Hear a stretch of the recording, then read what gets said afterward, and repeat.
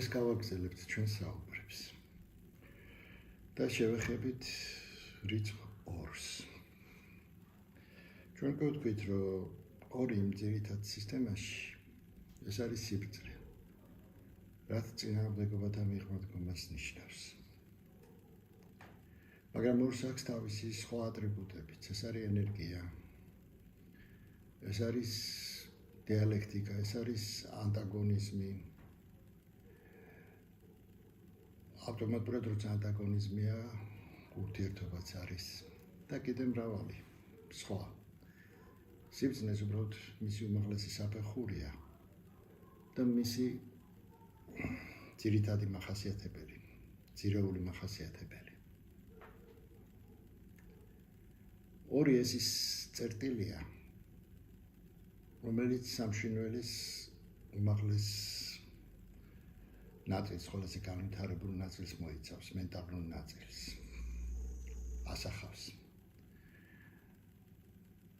ეს იგი შეესაბამება მეშვიდე ჩაკრას ადამიანის ორგანიზმში.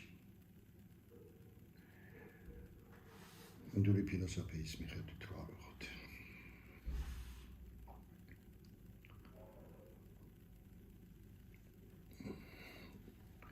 ორი საკმაოდ სერიოზული ციფრია.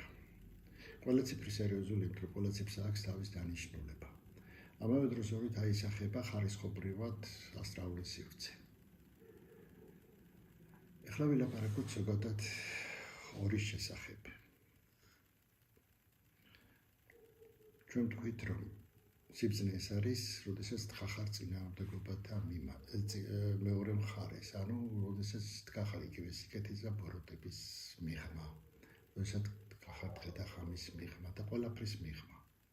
და როდესაც გვერდიდან აკვირდები ყველაფერს და ხედავ. ეს არის სიბრძნე რეალურად. და მხოლოდ ამის შემდეგ შეგიძლია რეალურად აღიქვა, შეაფასო ნებისმიერი სიტუაცია. ორი თავის განვითარების შემთხვევაში, ანუ ის როდესაც მიდის შემდეგ საფეხურზე, რა თქმა უნდა.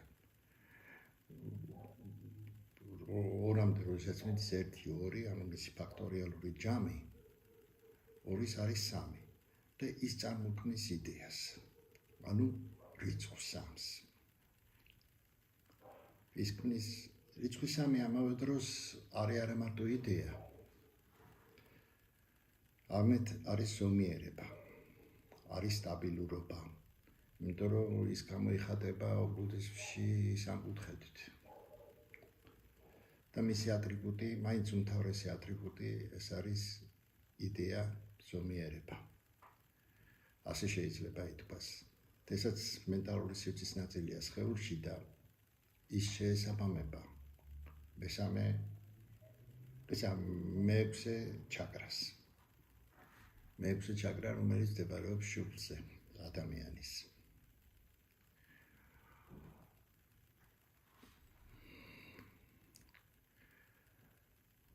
ეს ორივე ციფრი ერთიანთან ერთად, მაგრამ ერთი უფრო სულის ნაწილია, სიყვარული, ეს არის უმაღლესი ნაწილი, ეს არის ის ნაწილი, რომელთაც კავშირი აქვს ადამიანს ღმერთთან. დანარჩენი ორი ციფრი უკვე ადამიანის სამშინველშია და მის სამშინველის მდგომარეობას ასახავს ძალიან ხშირ შემთხვევაში და უმთავრეს შემთხვევაში. იმიტომ რომ სიყვარული ქმნის სიბრძნეს და სიბრძნე იწვევს ზომიერებას. ეს თავისთავადია. ამიტომ ადამიანი უნდა განვითარდეს ამ საფეხურებზე. მაგრამ ისე ვერ განვითარდები თუ სიყვარული არ გექნა. და ამ სიყვარულის გარეშე ვერასოდეს ვერ იქნები ბრძენი. სულ სხვა არის ჭკვიანი ადამიანი, რომელიც პრაქტიკული ადამიანია, თქვათ ცხოვრებაში, რომელსაც ჩვენ ვეძახეთ ჭკვიანს, და სულ სხვა არის ბრძენი თავისი არსით.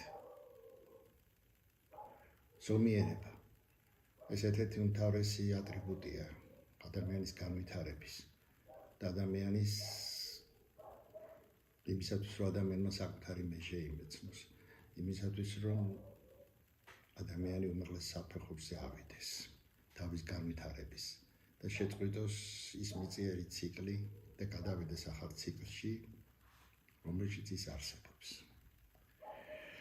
მეორე და მესამე, სამივე ასახავს პირველი, მეორე და მესამე ციფრები, სამივე ასახავს მენტალურ სივრცეს ძირითადში თავის ხასიათის მიხედვით. ესე არის მოცემული როგორც დასავლურ კულტურაში, ისე აღმოსავლურ კულტურაში. ინდურ ასტროლოგიაშიც პირველი ციფრი შეესაბამება მზეს თავისი რიცხვი 1 შეესაბამება მზეს, 2 შეესაბამება მთვარის ნათელ მხარეს, 3 იუპიტერის ციფრია.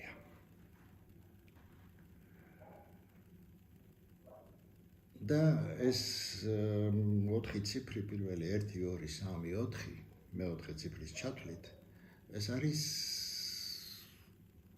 განვითარების მეოთხე 4 ურანთან არის შესაბამისობაში, ეს არის ის პოზიტიური, ის მთავარი მხარე, რომელშიც უნდა განვითარდეს ადამიანი. ციფრი 4 სეპიროტების მიხედვითაც, ანუ ძველი კაბალისტიკის მიხედვით და ასევე ნუმეროლოგიის კანონებითაც და ოკულტიზმის კანონებითაც არის ფორმირების ციფრი. ამავე დროს ფორმის ციფრია და ამავე დროს ის შეესაბამება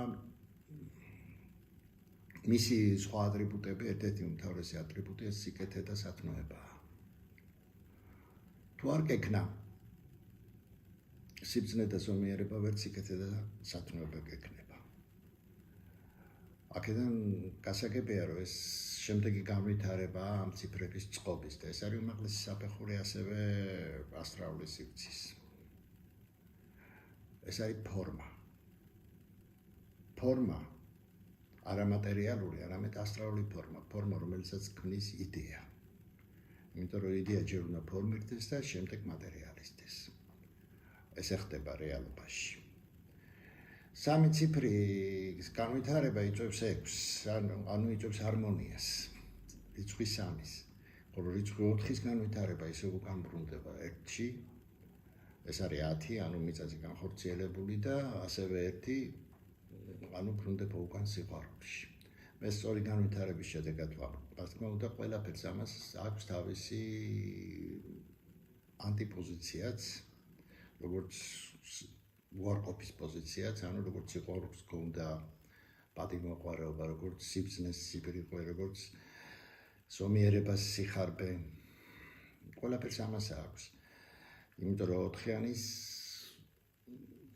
ანტიგანვითარება, რა თქმა უნდა, ბოროტება იქნება. მაგრამ ჩვენ ვიხილავთ ძირითადში მის ნორმალურ პირობებში და როცა ადამიანი პროგრესს განიცდის და არა რეგრესს. აი ამ სიტუაციაში მისი განვითარების პოზიციას. მატრიცაში მაგალითად, პითაგორას მატრიცაში 4 ჯანმრთელობის ციფრია და რატოა ჯანმრთელო ფორმის ციფრია? და ის ფიზიკური ჯანმრთელობის ციფრადაც არის მოხსენიებული, იმიტომ რომ გააჩნია რომელიც სიტუაციაში ამავე დროს ის იმპერატიული ციფრია, ძალაუფლების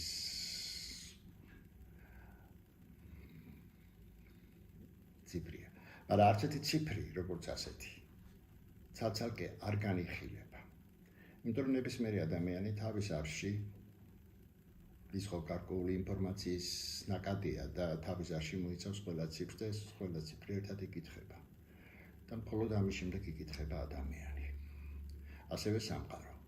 სამყაროც გარკვეული მატრიცაა, მოდელია, ასე რომ ვთქვათ, და ისაც იკითხება მთელი ამ ციფრების კომბინაციის ერთიანობაში.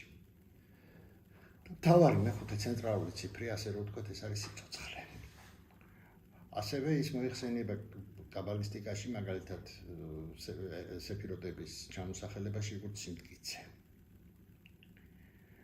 5 ეს სიცოცხლის ციფრია, ზოგადად ასე რომ ვთქვათ. ის მკაცრი ციფრია, რომ სიცოცხლეა თვითონ მკაცრი.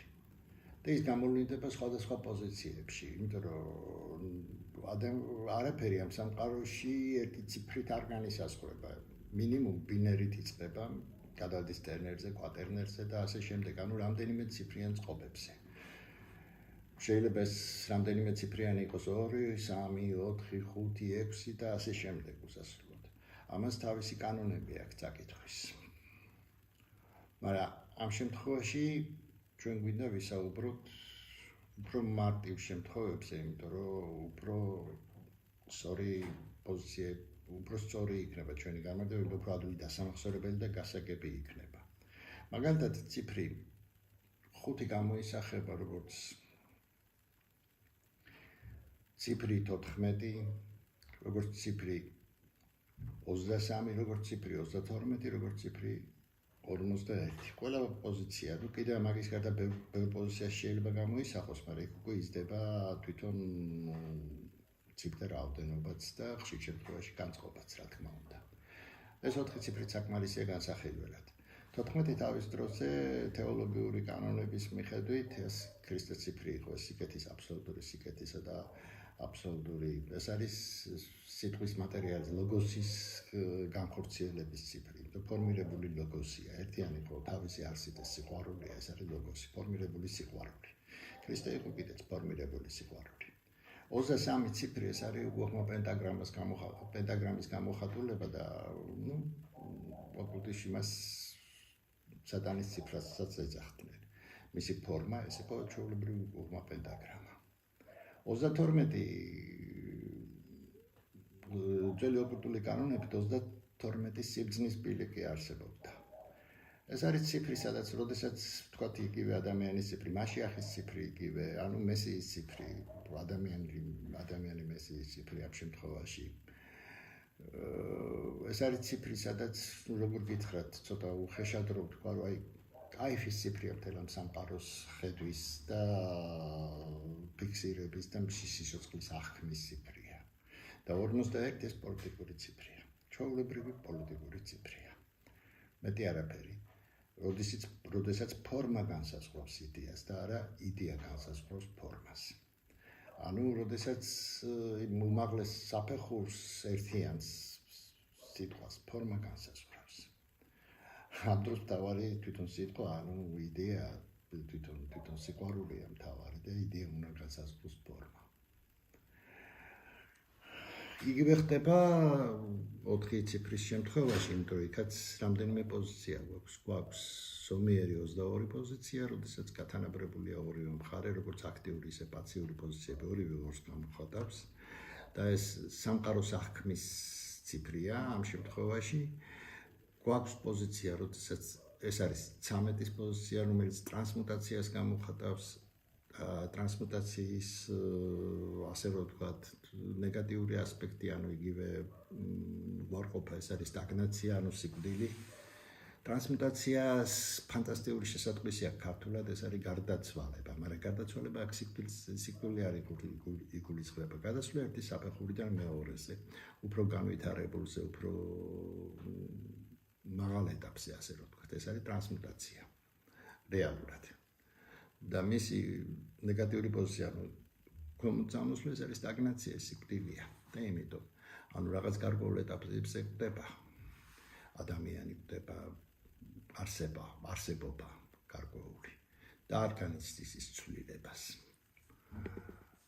და მესამე ეს 31, ესაც საკმაოდ მძიმე ციფრია თავისი არსით. და ჩემი პრაქტიკიდან გამომდინარე, რამდენ ადამიანშიც ვნახე მეբედის ერის ციფრში 31 იმდენი მძიმე და რთული დასასრული ვნახე. საკმაოდ დიდი პრაქტიკიდან გამომდინარე, ეს ადამიანის საკითხვა გინდა. მაგრამ როდესაც ფორმულებს ადგენს, იქ სხვა პოზიცია აქვს ამას. 31 საკმაოდ მძიმე ციფრია ზოგადად. ეს 4-ის პოზიციაში ვამბობ. და მინდა ძირითადი ხო განვიხილო. მეოთხე ციფრი 4 შეესაბამება მეხუთე ჩაკრას. მეხუთე ჩაკრას თქვენ კარგად იცით, რომ ინდოეთში კარმონსაც უწოდებენ. ხშირ შემთხვევაში ეს ფორმირება და იმიტომ ეს არის ფორმა ძირითადში. ეს არის ასევე სათნოება და სიკეთე, ხო? უბრალოდ გასმოყარეობა, უფრო ზუსტი იქნება ნათქვამი. ეს ყველაფერი აისახება მეხუთე ჩაკრაზე ინდური ფილოსოფიის მიხედვით, ძალიან სერიოზულად. ხოლო მეხუთე ციფრი სიცოცხლე. პირდაპირ კავშირშია გულის ჩაკრასთან, ანუ მეოთხე ჩაკრასთან. ესაც ხო ძალიან საინტერესოა გული არის ის ცენტრალური მეოთხე ჩაკრა, ის ცენტრალური ჩაკრა, რომელიც ჩაკრას შორის არის მოთავსებული, შუაშია ზუსტად მოთავსებული და ის არის არა მარტო სიცოცხლის, არამედ სიყვარულის სიმბოლოც. ის გაჩავს ის ქვემოდან ზემოთ და ზემოდან ქვემოთ, ასე რომ ვთქვათ. ის არის მატორი ორგანიზმის და ის არის მისი გაჩერება სიკვდილის იწვევს, როგორც წესი. და რა თქმა უნდა, სიცოცხლის გაჩერება სიკვდილს გამოიწვევს. უკეთეს ვერაფერს. შემდეგი მოდის რიცხვი 6, რომელიც ნორმალურ პოზიციაში, რომლის ძირითადი ატრიბუტია ეს არის ჰარმონია, ეს არის სილამაზე.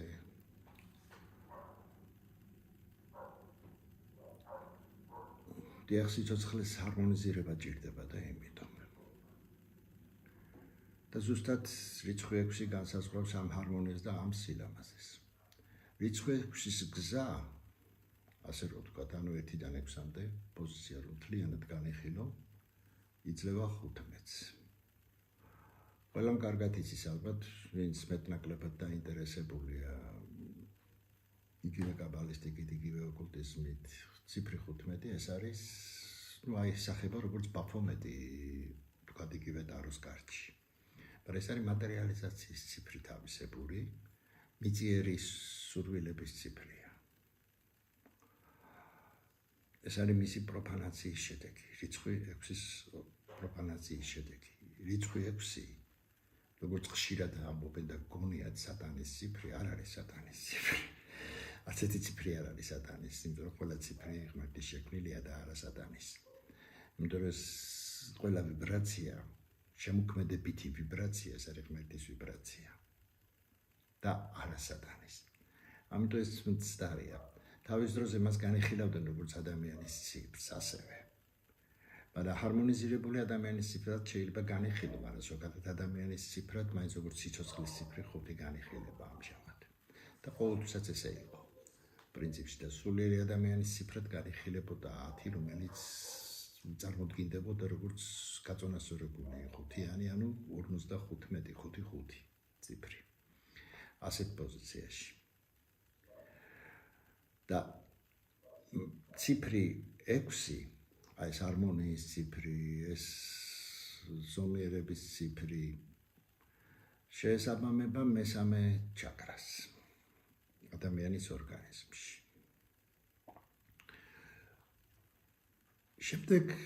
შემდეგი ციფრი 7, ეს არის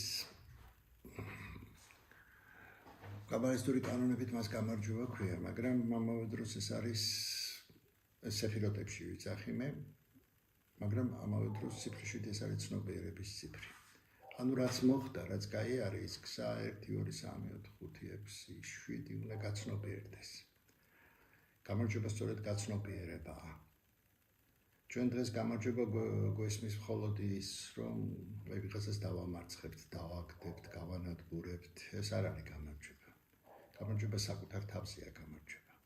გამარჯვება ხდება მხოლოდ მაშინ, როცა საკუთარ თავზე გაიმარჯვებ, როცა საკუთარ ნებებზე გაიმარჯვებ. ეს უკვე ფიზიკური სამყაროს ციფრია. სამშვენიერი ციფრია, რა თქმა უნდა, მაგრამ სამშვენიერის გარკვეული ნაწილები, ქვედა ნაწილები ფიზიკურ სამყაროსთან სრულ შეხებაში. ფიზიკური ცნობიერების ციფრია, გაცნობიერება სწორედ ამას ნიშნავს, რომ შენ ფიზიკურად გააცნობიერე, ანუ უკვე გაიგე ის და უკვე მისი გადმოტანა შეგიძლია ფურცელზე, სიტყვაში, ქმედებაში და საერთოდ ცხოვრებაში. ეს არის ციფრი 7-ის ძირითადი ატრიბუტი, რომელსაც მოყვება შემდეგი ციფრი 8, რომელიც ყველაზე დაბალი წილია სამშვენიერის ასევე და 8 პირველ ჩაკრასთან არის კავშირში. საინტერესოა რა. 8 იგივე კაბალისტიკაში როგორც კანონი ისე აღიწერება. 8 ეს არის მიწიერი წონასწორობა. საინტერესო ის არის 8 არის 2-ის კუბი. როგორც 4 არის 2-ის კვადრატი. და დაუკვირდით 2 თუ ენერგიაა. 4 უკვე ვთქვით ფორმა. 8-ს ფორმაა თავისებური, როგორც კანონში მოქცეული. სივრცეში გამოსული ფორმა. ანუ ფიზიკური სამყაროს ფორმირების ნაწილია. ის კანონია, ის ტრადიცია, ის წესრიგია, ბევრი რამეა 8. და საკმაოდ თავისი არსით მძიმე ციფრია, იმიტომ რომ ფიზიკური სამყაროა თვითონ მძიმე. მაგრამ რამდენად არის ეს კანონი ღვთიურ კანონთან შესაბამისობაში მოცემული? ანუ სამყაროს კანონთან, ესე ვთქვათ, მოცემული ეს მთლიანად ჩვენზეა დამოკიდებული. რამდენად, იმიტომ რომ ეს ის კანონებია, რომელსაც ჩვენ ვიღებთ მიწაზე. რომელიც ხშირად შეიძლება სწორი არც იყოს, რომელიც ხშირად შეიძლება მართალი არც იყოს. იმიტომ რომ სიმართლე იმდენნაირია, რამდენნაირი საზოგადოებაც არსებობს საუბედუროდ. და სიმართლის შესაბამისია ყოველთვის სამართალიც. ამიტომ არ ნიშნავს, რომ სიმართლე ყოველთვის სიმართლეა, სამართალი ყოველთვის სიმართლეა. არა. ყოველთვის სიმართლე ერთადერთი ჭეშმარიტებაა. ადამიანური სიმართლეს ქმნის ადამიანი თავის გარშემო სამართალს, იმიტომ რომ ის იცავს თავის საზოგადოებას, თავის თავს, თავის ოჯახს. ამასთან არის კავშირში ტრადიცია, ამასთან არის კავშირში ის კანონები, რასაც სახელმწიფო იღებს. დიახ, აი მაგალითად მუსულმანისთვის აბსოლუტურად მისაღებია მრავალწოლიანობა და ეს ნორმაა. და იმ საზოგადოებაში რო უთხრა, რომ მრავალწოლიანობა ეს არ არის ნორმა და არ არის ნორმალური სამყაროსთვის, იმიტომ რომ ბინერის პრინციპია ძირითადში ჩვენი სამყარო შექმნილი. წინააღმდეგობათა ერთიანობის დიალექტიკის პრინციპზე ენერგიას ქმნის ბინერი, 2 ელემენტი, ხო? აქტიური და პასიური, ქალი და კაცი, ასე რომ ვთქვათ, ხო? ეს გაუგებარი იქნება მუსულმანისთვის. მაგრამ იგივე ქრისტიანს რო უთხრა, რომ იცი მრავალწოლიანობა ნორმა, გაუგებარი იქნება ქრისტიანისთვის. ამდენად საზოგადოება ქმნის ისეთ სიმართლეს და ისეთ სამართალს, რომელიც მის მდგომარეობას ერგება. რამდენად არის სამართალი და რამდენად არის სწორი და მართალი, ეს უკვე სხვა საკითხია. იგივე სამყაროს კანონებთან მიმართებაში. საქმე იმაში, იმიტომაც არის რიცხვი 8 მძიმე. და იმიტომაც არ არის რიცხვი 8 სრულყოფილი. დღეს ისე ვაკეთებ, რომ ძირითად ციფრებს მთლიანად ვხსნი, იმიტომ რომ უფრო ღრმა საკითხებზე გადავიდე შემდეგ საუბრებში. ეს იმისათვის, რომ საწყისი წარმოდგენა გქონდეს ყველაფერზე. საწყისი წარმოდგენა. და შემდეგ საბოლოო ციფრი, მოდი ესე ვთქვათ, იმიტომ რომ იმათ ციფრში 0-დან 9-ის ჩათვლით საბოლოო ციფრი, თუმცა არის 10. არის 11, არის 12, არის 13, ყველას თავისი მნიშვნელობა აქვს და სხვადასხვა პოზიციებში სხვადასხვანაირად იკითხება. 10 კი ბატონო რომ მიახლოებული ერთთან, მაგრამ ის ერთი მაინც არ არის. 11 ძორთან, მაგრამ ის 2 მაინც არ არის და ასე შემდეგ. ამიტომ განვიხილოთ შემდეგი ციფრი 9.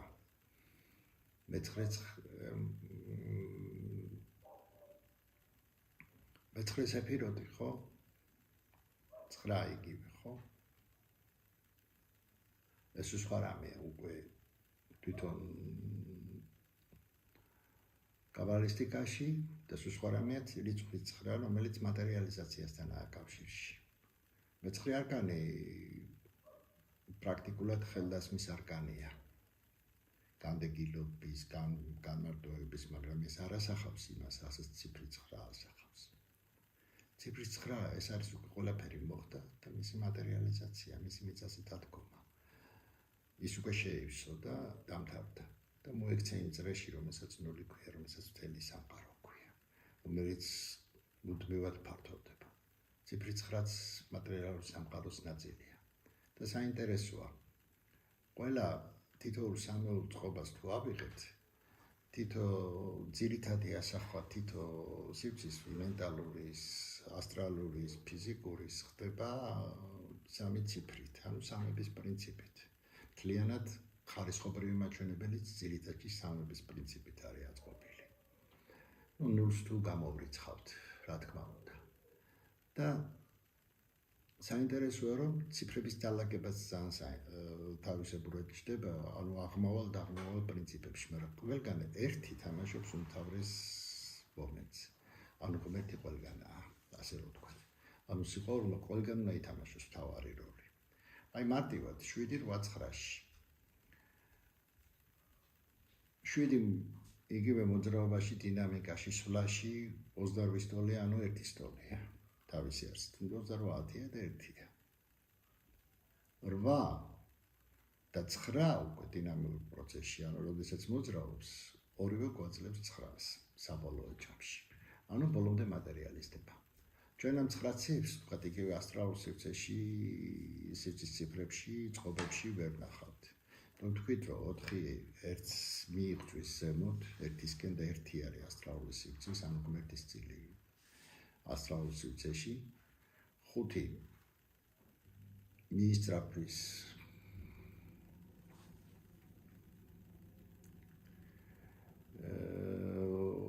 5-ის პოზიცია ეს არის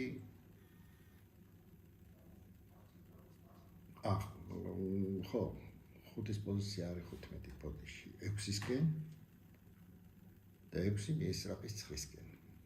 ანუ მატერიალიზაციისკენ, ნებისმიერი ჰარმონიული წყობა მერე მიისწრაფვის მატერიალიზაციისკენ. იმ დროს, როდესაც პირველ ციფრებში 1-ია თავისი არსით, 2 3-ს გვაძლევს პოზიციაში, ანუ მიისწრაფვის იდეისკენ, იმიტომ რომ ნებისმიერი ცოდნა, სიბრძნე, ხედვა პოზიციის მიისწრაფვის იმისკენ, რომ ზომიერი გახდეს ეს ყველაფერი. და შეიქმნას იდეა, გარკვეული იდეა ესე იბადება ზომიერ პოზიციაში. და შემდეგ 3. მე ახლა იდეა განვითარების იდეაზე მაქვს, რა თქმა უნდა, საუბარი. და 3 გვაძლევს 6, ანუ ჰარმონიის, იმიტომ რომ ნებისმიერი იდეა, ნებისმიერი ზომიერება მიისწრაფვის ჰარმონიისკენ. ისე რომ როგორც ხედავთ, თვითონ შიგნით ციფრის შინაარსში ყოველთვის ზის ხასიათი და მისი განვითარების შინაარსი. ანუ საით შეიძლება წავიდეს ესა თუ ის ციფრი, ესა თუ ის ხასიათი. ამდენად ციფრების წყობა დაგჭირდება მომავალში იმისათვის, რომ აღწეროთ ის, რაც ხდება, რაც ხდებოდა და რაც შეიძლება მოხდეს. და რატომ შეიძლება და არა აუცილებლად ესე მოხდება. საინტერესო ის ფენომენია, რომ ზოგადად ადამიანს განსაზღვრავს 2 გრაფიკი, თვითონ ადამიანს, რომელსაც თავის ციკლური წყობა აქვს. ერთი გრაფიკი ასახავს ადამიანის ბედისწერას, მეორე ასახავს ადამიანის ნებას. ანუ ნებელობას სულ ერთია. ნებელობა სურვილებია. ნება ხან ზოგჯერ ამაღლებულია, ზოგჯერ დაცემული საუბედუროდ. როდესაც საზოგადოებაზე გადავდივართ, არის მესამე გრაფიკიც, რომელიც იმდენად უმნიშვნელოა თვითონ ადამიანის ცხოვრებაში, იმდენად არჩას ეს სოციალური გრაფიკია უკვე. რომ ამ შემთხვევაში თვითონ ხასიათობრივ პოზიციაში და მისი ბედისწერის პოზიციაში ნაკლებ როლს თამაშობს. მთავარ როლს თამაშობს ბედისწერისა და ნების შეჯამება ერთმანეთთან. იმიტომ რომ ხშირად ადამიანი თვითონ ირჩევს გზას და ამ გზას ირჩევს არასწორად. ანუ ხშირად ადამიანი მორჩილია თავისი ბედისწერის და ხშირად ადამიანი იმორჩილებს ბედისწერას. ამის მიხედვით, რა თქმა უნდა, შესაბამისი მომავალის ვერსიები არსებობს. გააჩნია როგორი მორჩილებ, როგორი იმაშვები და აქედან გამომდინარე, შესაძლებელია რომ აქეთ წახვიდე, იქით წახვიდე, იქით წახვიდე და ასე შემდეგ. ანუ არის ფატალური არ არის მომავალი. ძალიან ბევრ შემთხვევაში ადამიანის გაცნობიერებაზეა დამოკიდებული. და ძალიან შემთხვევაში ადამიანი თვითონ წყვიტავს თავის მომავალს. იმიტომ რომ სამყაროში მუშაობს ბუმერანგის პრინციპი, აზიანებს სამყაროს, იღებ პასუხს და შენ ზიანდები. ასეა. ამ თემებზე ვილაპარაკებთ, რა თქმა უნდა, შემდეგ საუბრებში. იმიტომ რომ ეს ისეთი თემებია, რომელსაც ცალკე საუბარი ჭირდება. ასევე მე ვთქვი, რომ დღეს იხილავენ ძირითადად რატომღაც პოპულარულია პითაგორას მატრიცა, რატომღაც არა ის პოპულარული და სერიოზული მატრიცაა, თუმცა ბოლომდე არ არის მისი გაშიფრვა მიღწეული და ბოლომდე ვერ შიფრავენ. მაგრამ ისე გამოდის, რომ არის გარკვეული მატრიცა და ამ მატრიცაში ის ადამიანი და ამ მატრიცის გარეთ ვერ გადის. ესე არ არის ნებისმიერ მატრიცას აქვს შესაძლებლობა. მატრიცას ჩარჩოა გარკვეული, მაგრამ ნებისმიერ ადამიანს აქვს შესაძლებლობა დაარღვევს ეს ჩარჩო და გავიდეს თავის ჩარჩოდან. შემხოლოდ და მხოლოდ იმისთვის გჭირდება შენი ფსიქოტიპის შესწავლა, რომ ის უარყოფითი გამოასწორო და ის დადებითი გააძლიერო. თან ადამიანი ყოველთვის ერთნაირი ვერ არის. ამიტომ მას აქვს სხვა მატრიცაც განსაკუთრებულ ექსტრემალურ სიტუაციებში. ამიტომ უნდა შეგეძლოს შენი მატრიცის გათვლა და უნდა იცოდე გჭირდება თუ არა ექსტრემალური სიტუაციები გარკვეულ მომენტში, თუ არ გჭირდება. თუ აბსოლუტურ სიმშვიდეში უფრო კარგად აკეთებ რაიმე საქმეს, ვიდრე ექსტრემალურში, თუ პირიქით ექსტრემალურში უფრო კარგად აკეთებ რაიმეს და ახორციელებ, ვიდრე აბსოლუტურ სიმშვიდეში. იმიტომ რომ ყველა ადამიანი თავის ხასიათისთან მიხედვით იქცევა. და იმ საწყისი ელემენტის მიხედვით, რასაც პირველადი მატრიცა ქვია, რომლითაც იბადება ადამიანი. შემდეგ ესაც იშლება. ესაც შეიძლება გაიშალოს ძალიან ბევრ და ღრმა სიტუაციებში, ჩვენ ესე ღრმად არ განვიხილავთ ამ ჩვენ საუბრებში ამ ყველაფერს. მე უბრალოდ ამ თემებზე იმიტომ საუბრობ, ხო გითხარით, რომ შემდეგ თავარ თემებზე გადავიდეთ. ანუ რა მოხდა, რა ხდება და რა მოხდება. რაც მოხდა, ის უკვე მოხდა. ჩვენ ხშირ შემთხვევაში არ ვიცით რა მოხდა. არ ვიცით იმიტომ, რომ გვიმალავენ, არ ვიცით იმიტომ, რომ სწორედ ვერ აღვიქვით რაღაც პოზიციები, არ ვიცით ბევრი რამის გამო. მაგრამ ის რაც მოხდა, იმას ვერაფერი შეცვლის, ის მოხდა უკვე და დამთავრდა. რაც ხდება, ეს მთლიანად არის დამოკიდებული იმასთან, ჩვენ როგორ ვიქცევით. და რაც მოხდება, ეს მთლიანად ჩვენი არჩევანის შედეგია. ასევე საზოგადოებას გააჩნია თავისი მატრიცაც, გარკვეულ საზოგადოებას რომ ვამბობ, ერთ საზოგადოება არ არის, დედამიწაზე ძალიან ბევრია საზოგადოებები. იცი, ძალიან კარგად შეიძლება აიღწეროს ეს სიმრავლეთა კომბინატორების კანონებით. მრავალი საზოგადოებაა და იმ საზოგადოებებს მხოლოდ მსგავსი ელემენტები აერთიანებთ, მაგრამ ყველა ელემენტი მსგავსი არ აქვს, აქვთ არამსგავსი ელემენტებით, რომლითაც ერთმანეთისგან განსხვავებულები არიან. და საზოგადოების გრაფიკი აიღწერება მინიმუმ 3 გრაფიკით, ანუ წყობა, ანუ რა მოხდება და რა უფრო მოხდება. მას ემატება ერთი უმთავრესი წყობა გარკვეულ საზოგადოებას, არა მსოფლიოსთან მიმართებაში, ამ შემთხვევაში მსოფლიოსთან მიმართებაში კიდე ერთი ემატება. ეს არის მესამე მისი სოციალური, ანუ ემოციური სტატუსი, მისი ემოციური გრაფიკი.